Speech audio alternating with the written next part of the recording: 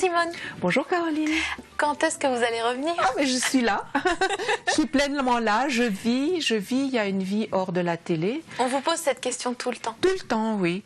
Et j'ai l'impression que la vraie vie, c'est pas forcément la télé. La vraie vie, elle est ailleurs. Hein. Mais quand même, quand on fait 32 ans de télé, forcément, quand ça s'arrête, ça s'est arrêté brutalement en plus. Quand ça s'arrête, qu'est-ce qu'on se dit?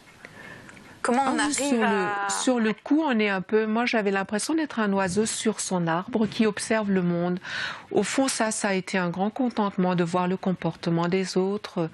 Et puis, il y a un ordre qui se fait très vite. Vous éliminez des personnes parce que c'est vraiment sans regret que j'ai tourné cette page. Honnêtement, est-ce que ça vous manque? Non, pas du tout. Ça vous manque pas? Absolument pas. J'ai tellement été remplie par tous ces invités. Aujourd'hui, je peux appeler n'importe qui de mes invités que j'ai eus sur plus de 30 ans.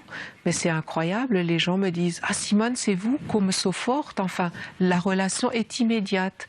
Alors, la première télé, oui, vous vous en souvenez? Vous vous souvenez de ce que vous avez ressenti d'être face à une caméra? Vous vous êtes senti à l'aise dans votre élément? Non, pas du tout, parce qu'au fond, ceux qui font de la télé ou qui font de la scène, c'est souvent des gens timides qui se guérissent de cette façon-là. Et vous étiez timide? J'étais timide, je pense, une enfant assez renfermée. Vous étiez une des premières à faire rentrer la cuisine chez les gens. On ne mettait pas en avant la cuisine. Et c'était pas ma formation première. Moi, je suis journaliste et j'aime cuisiner. Moi, j'aimais toujours dire à mes chefs, mais enfin là, vous salissez trop de choses. Moi, je coupe pas de cette façon-là. Moi, pour économiser une casserole, je fais autrement. Je trouvais qu'en tant que ménagère, il faut s'affirmer pleinement parce que c'est si différent. Les femmes font une autre cuisine que les chefs de cuisine et je trouve que c'est la rencontre des deux qui est passionnante. C'est marrant, le maquillage, c'est toujours, je trouve, un moment assez important. Oui. Est-ce que c'est une espèce de masque qu'on revêt quand on est au maquillage comme ça? On se prépare psychologiquement à entrer dans l'arène. Est-ce que vous le viviez comme ça? C'est le moment, enfin, on essaie comme un masque, effectivement. Hein. Vous l'avez ressenti comme ça aussi? Oui. Oui.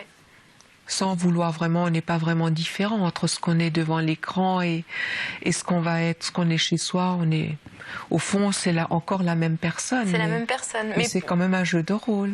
C'est quand même un jeu de rôle. C'est quand même, quand on est devant une caméra, c'est différent. La radio, c'est tout différent. On se comporte tout à fait autrement parce qu'on sait qu'on n'est pas filmé.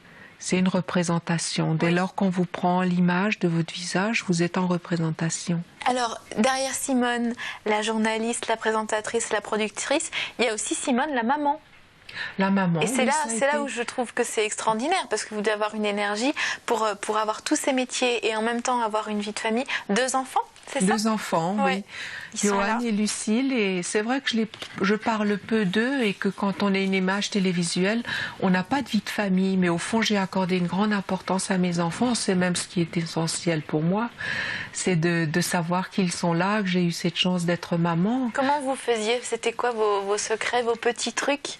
Mais je crois que c'est l'organisation. Au fond, on ne ferme jamais vraiment les volets.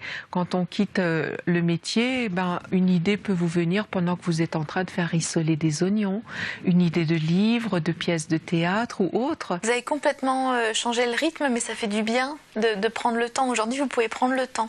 Oui, je peux plus prendre le temps, mais j'ai l'impression que mes journées sont encore très remplies par l'émission radio qui est une quotidienne, par l'écriture, et puis quand un livre est écrit, il y a tout un travail ensuite à faire dans les librairies. Si vous aviez un conseil à me donner, ce serait quoi? Eh bien, c'est de croire en votre bonne étoile, de garder la tête haute et puis de suivre votre sillon que vous avez envie de tracer. Il n'y a que ça de vrai, suivre le sillon et puis ne pas tenir compte des pots de banane, les voir, mais les contourner, faire comme si vous ne les voyez pas, mais au fond les voir quand même. Vous les voyez, vous, les pots de banane? Oui, pas toutes, je les ai pas toutes vues, mais certaines, je les ai quand même vues. Et c'est intéressant de savoir qu'on vous pose des pots de banane et qu'on vous croit assez aveugle pour ne pas les voir.